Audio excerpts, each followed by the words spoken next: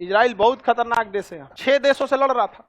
America कहा कि वापस हट जाओ, हम तुम्हारी मदद नहीं करेंगे। कहा कि आपको मदद की जरूरत भी नहीं है, आपको कभी जरूरत होगा तो बोलिएगा। समझा? 1967 के दशक में अमेरिका को कहा था कि आपको जरूरत होगा तो बोलिएगा। अमेरिका कहा कि ढेर उड़ रहा है, हमरे पैदा कर ले तू। कहा कोई बात नहीं, बोल ले बेटा। 2001 में जब ओसामा बिन लादेन ने हमला किया ना वर्ल्ड ट्रेड सेंटर पे, तो इजराइल फोन किया, मदद की जरूरत है। 40 साल पहले अपमान का बदला लिया था। ये होता है देश।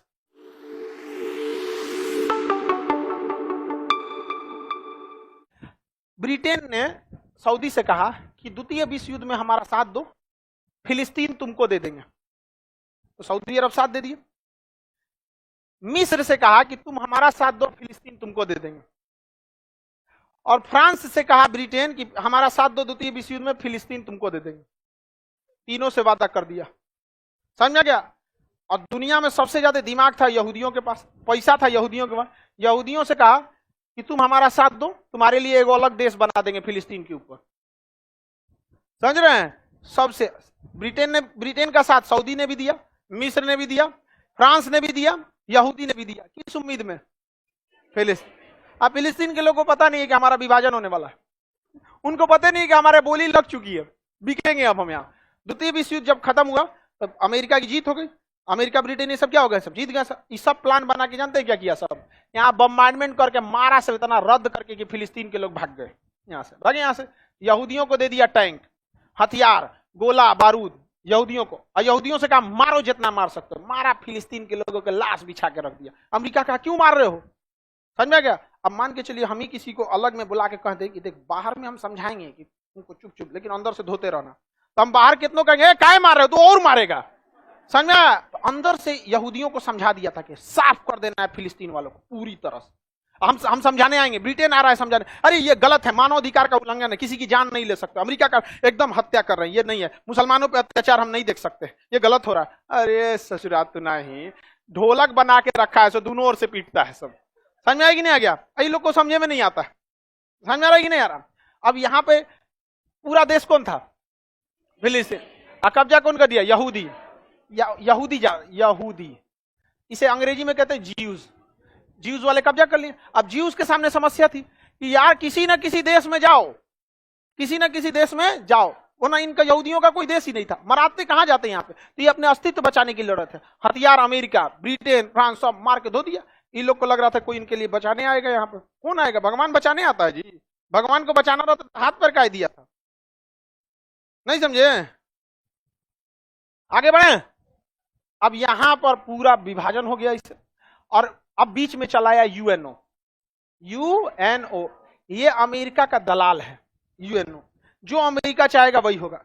यूएनओ ने कहा ठीक है हम विभाजन कर देते हैं, ये एरिया दे दिया इस तरह से, कहा कि ये एरिया फिलिस्तीन रहेगा। देखिए ध्यान से देखिए इस चोट्टा को, इस तरह किसी देश का विभाजन किया जाता है कि ये क्या रहेगा? फिलिस्तीन। अब बाकी क्या रहेगा? इजराइल। बाकी इजराइल। जानबूझ के प्लानिंग था इन लोग का कि बीच में फिर काट देना है, धीरे धीरे बढ़ के खत्म कर देना है। इन लोग को बुझाया नहीं। अब 6 गो देश मिलकर, ये 6 गो देश मिलकर, सीरिया, लेबनान, इजराइल, मिस्र, सऊदी अरब, प्लान बनाया सब। नहीं ये गलत है। हालांकि फिलिस्तीन को यूएनओ ने दिया था लगभग 48%, 48% दिया था। कितना परसेंट? 48। तो बहुत अच्छा खासा था। फिलिस्तीन वालों को भी समझना चाहिए कि तुम्हारा लड़ने की हिम्मत नहीं है, ना तुम्हारे पास हेलीकॉप्टर है, ना जहाज है, ना कुछ है। कहोगे कि मेरे पास जज्बा है। अरे यार किसी के सामने उसके बाप को तो तमाचा मारोगे तो उसमें भी जज्बा आ जाएगा, तो क्या वो अमेरिका से लड़ जाएगा? नहीं समझे? जज्बा मतलब कौन चीज? जाइए ना, तो नहीं जज्बा दिखाइए यूक्रेन में। युद्ध हथियार और दिमाग से जीती जाती। जज्बा उजबा गया जमाना। घोड़ा पे बैठ के लड़ना है ना, घोड़ा बैठ के तो जज्बा काम आएगा, या मारो, गया जमाना घोड़ा का। अरे आज जहाज का जमाना है। अब मान के चलिए अब राणा प्रताप से खतरनाक भाला चलाता था कोई, अब ऊपर से लगा देगा अपाचे हेलीकॉप्टर, तो क्या करेगा चेतक घोड़ा? समझ में आएगी नहीं आ गया? टेक्नोलॉजी बहुत मायने रखती है। जो टेक्नोलॉजी से दूर गया बर्बाद। टेक्नोलॉजी का बहुत ज्यादा होना जरूरी है। अब यहां हो गया। अब ये सब कैसा नहीं, हम नहीं मानेंगे, 48 नहीं 100% चाहिए, ये है वो है, ये हमला करो। 6 गो मिलके हमला कर दिया। किसके ऊपर? इजराइल। 6 गो देश मिलके हो गया। एक हफ्ता में 6 को हरा दिया इजराइल। 6 देश को हरा दिया इजराइल एक देश में। यही होता है जब आप अपने अस्तित्व के लिए लड़ते हैं तो गोली लगने के बाद भी आपको लड़ाई करना पड़ा। गोली लगने के बाद उनका अस्तित्व था। अगर इजराइल से गए रहते तो कहीं नहीं रहते। फिलिस्तीन को जमीन चाहिए था, इजराइल को अपना अस्तित्व। तो अस्तित्व की लड़ाई में कौन जीत गया? 6 देश को मारा। उसके बाद कहा कि भाग में 12% दिया है। कितना परसेंट? 12%। तनी सा इधर रह गया, अब थोड़ा सा इधर रह गया। अभी लोग कहते कि ना यूएनओ वाला ठीक था, आपस दिला दिया, 48 से चलेगा। यहाँ पे अमेरिका कह रहा है कि यूएनओ भी हमरे है, इजराइल भी हमरे है। समझ में आई नहीं? इजराइल बहुत खतरनाक देश है, बहुत खतरनाक। 6 देशों से लड़ रहा था। अमेरिका कहा कि वापस हट जाओ, हम तुम्हारी मदद नहीं करेंगे। कहा कि आपको मदद की जरूरत भी नहीं है, आपको कभी जरूरत होगा तो बोलिएगा। समझा? 1967 के दशक में अमेरिका को कहा था कि आपको जरूरत होगा तो बोलिएगा। अमेरिका कहा कि ढेर उड़ रहा है, हमरे पैदा कर ले तू। कहा कोई बात नहीं, बोल ले बेटा। 2001 में जब ओसामा बिन लादेन ने हमला किया ना वर्ल्ड ट्रेड सेंटर पे, तो इजराइल फोन किया, मदद की जरूरत है। 40 साल पहले अपमान का बदला लिया था। कहा हमें मदद की जरूरत नहीं है, हम जैसे भी हैं लंगड़ा के चलेंगे, किसी का सहारा लेके नहीं चल सकते हैं।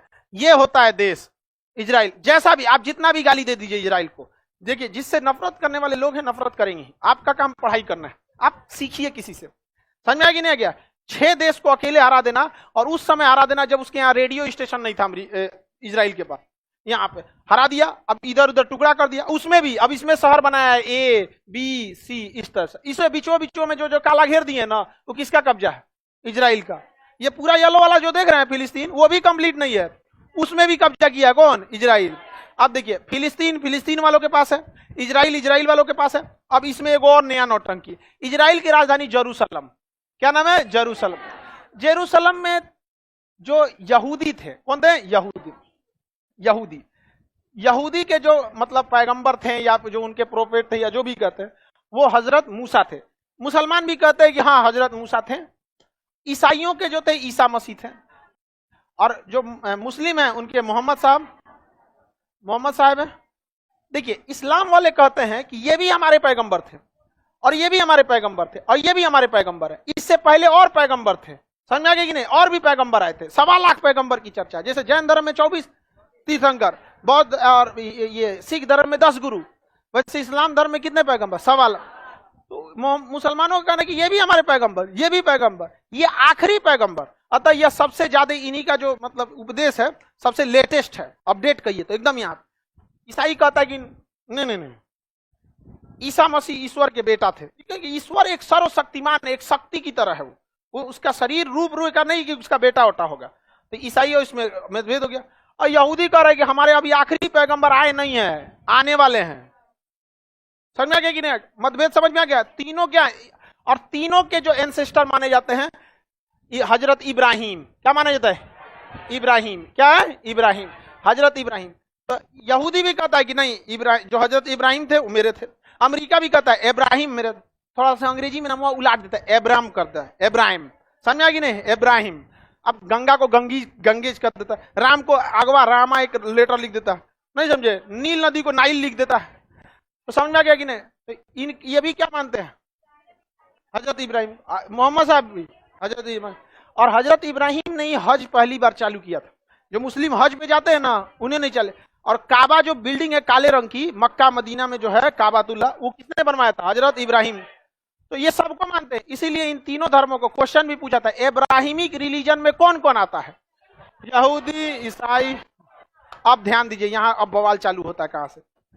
अब मोहम्मद साहब जो थे, यहाँ पे एक मस्जिद है अल-अक्सा मस्जिद, यहाँ बहुत पवित्र है। मक्का मदीना के बाद तीसरा सबसे पवित्र जगह है अल-अक्सा मस्जिद। वो कहाँ है? जेरूशलम में। कहाँ है? जेरूशलम। ईसा मसीह का जन्म कहाँ हुआ था? जेरूशलम। हजरत यहूदियों के जो आए थे हजरत मूसा, यहूदी के कौन थे? हजरत मूसा। तो यहाँ मूसा लिख देते हैं। अंग्रेजी में इनको मोजेस कहता है। क्या कहता है? मोजेस। ईसा मसीह को जीसस क्राइस्ट। मोहम्मद साहब को प्रोफेट मोहम्मद। अंग्रेजी में क्या कहते हैं? प्रोफेट, मतलब संदेश देने वाला। हजरत मूसा का जन्म जेरूशलम, ईसा मसीह का जन्म जेरूशलम में एक जगह है बैतलहम, वहां हुआ था। अब मोहम्मद साहब के लिए सबसे जो पवित्र मस्जिद माने थे अल-अक्सा मस्जिद। कौन सी मस्जिद? अल-अक्सा मस्जिद। अब लो, तीनों अलग अलग धर्म और तीनों का धार्मिक एक की जगह पे। कहां पे? जेरूसलम। समझ में आ गया कि नहीं? किसका? जेरूसलम। अब जेरूसलम है यूएनओ के कंट्रोल में। जेरूसलम किसके कंट्रोल में? यूएनओ के कंट्रोल। और वहां अल-अक्सा मस्जिद है, और उसी मस्जिद से सट के इन लोग का वो है, क्या नाम है, पवित्र स्थल, उसको सिनेगाग कहते हैं। अब अंतर समझिए, मुस्लिम मस्जिद में जाएगा तो जूता खोल के जाएगा, हिंदू मंदिर में जाएगा तो जूता खोल के जाएगा, यहूदी ऐसा खूब मस्त जूता पॉलिश करके जाएगा। अब बवाल होगा ही होगा। अगर किसी किसी धर्म में कहा है कि जूता खोल के जाना है, एक धर्म में कहा जूता पहन के जाना है, और दोनों को एक जगह जाना है, बवाल तो फिक्स है। समझ में आ गया? जेरूसलम में लेके हमेशा बवाल होते रहता है। पवित्र स्थल किसे कहा जाता है? जेरूसलम, पवित्र भूमि जेरूसलम, मार की भूमि बन गई है यहाँ पर। अब बताइए, यूएनओ के कंट्रोल में है, मतलब इजराइल के कंट्रोल में है, मतलब अमेरिका के कंट्रोल में। ये यूएनओ चोट्टा कश्मीर मुद्दा आज तक नहीं सुलझा पाया। यूएनओ कश्मीर मुद्दा सुलझा पाया? नहीं सुलझा पाया। ये चोट्टा क्या सुलझा? तो फंसाने के लिए लाया गया था।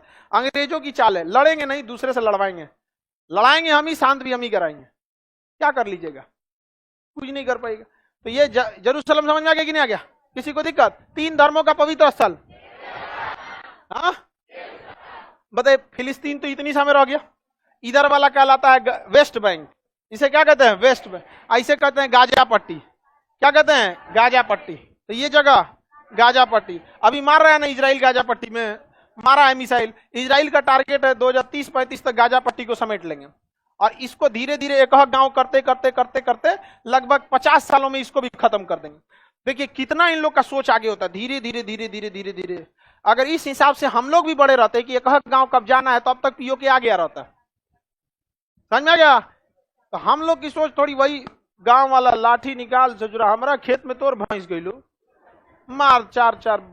नहीं, धीरे धीरे अगर हम लोग भी 2-2 4-4 गांव कब जाते रहे तो पाकिस्तान क्या कर लेगा? समझौता पे समझौता, धीरे धीरे यहां होगा। करना कुछ, बिहार रेजिमेंट को भेज दीजिए, तो सुनबे नहीं करेगा सब। कहीं ये गांव तुम्हारा था, चलो थोड़ा और आगे बढ़ जाते। सिख रेजिमेंट को, और से जब आती जाए हो तो नागा वाले को भेज दो, गोरखा, एक से एक तो है सब यहाँ पे। राजपूत रेजिमेंट, ग्रेनेडियर, आरआर, राष्ट्रीय राइफल, सबसे बिगड़ल जो होता है राष्ट्रीय राइफल में भेजा जाता है। आर्मी का एक्ट है वो, सबसे निर्दयी टाइप का जो रहेगा ना, कहां चल जाएगा? आरआर, राष्ट्रीय राइफल। एकदम खतरनाक, कहां जाएगा? आरआर में। एकदम जम्मू कश्मीर की पूरी आतंकवादियों से लड़ने की जिम्मेदारी किसकी है? आरआर, राष्ट्रीय राइफल। समझ आएगा? बड़ी खतरनाक होता है राष्ट्रीय राइफल। आगे बढ़ जाए तो ये कौन सा हो गया? गाजा पट्टी। क्या हो गया? गाजा। और ये हो गया पश्चिम, वेस्ट बैंक। और दोनों को मिला देंगे तो फिलिस्तीन, जिसका देश था वो वहीं रह गया। समझ में आ गया कि नहीं? देश किसका था? ये फिलिस्तीन का। अच्छा, अब उस समय यूएनओ दिया था तो इन लोग को नहीं बर्दाश्त हो रहा था, इनको लग रहा था इजराइल जीत जाएंगे। कैसे जीतोगी इजराइल से? किस तरह से? कुछ होना चाहिए ना, किस तरह से जीतिएगा? बुर्ज खलीफा गिरा दीजिएगा क्या ऊपर? हथियार के नाम पे कुछ नहीं है, ना ड्रोन है, ना ये मिडिल ईस्ट वाला कुछ नहीं बना पाता है। एगो तुर्की है जो ठीक ठाक है। इसमें पूरे मिडिल ईस्ट में 2 शक्तिशाली देश, एक तुर्की और एक ईरान, ये 2 शक्तिशाली हैं। अब बाकी सबके पास तेल है। अल्लाह मेहरबान तो गधा पहलवान।